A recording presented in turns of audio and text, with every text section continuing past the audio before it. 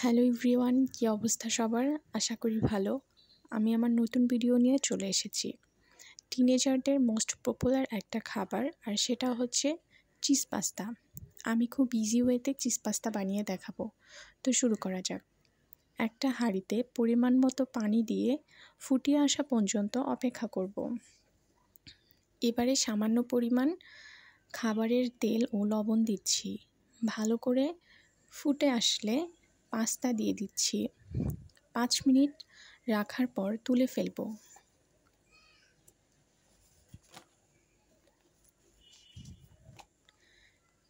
এবারে অন্য একটা প্যানে তেল দিব। এখানে বাটারও আপনারা ইউজ করতে পারেন। সামান্য রসুন কুচি, একটা পেঁয়াজ কুচি, খানিকটা ব্রাউন হয়ে গেলে আমি এখানে রেড চিলি সস ও সয়া সস 2 চা চামচ দিব।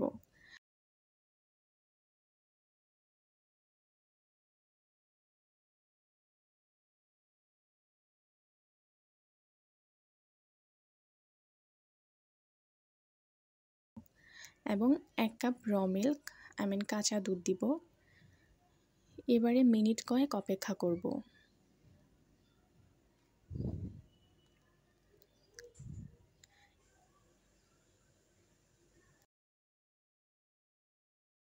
ফুটে আসলে সামান্য পরিমাণ লবণ দিব।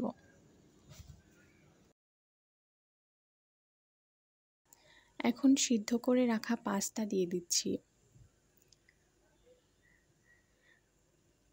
এবারে আমি 3 মিনিট মতো নেড়ে নেব এবং চিলি ফ্লেক্স দিব। আপনারা চাইলে এখানে নাও দিতে পারেন চিলি ফ্লেক্স, এটা অপশনাল।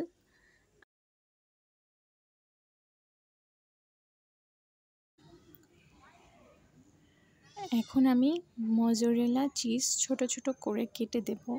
দেন কিছুক্ষণ নেড়ে নামিয়ে ফেলব। হয়ে যাবে রেস্টুরেন্টের মতো চিজ পাস্তা।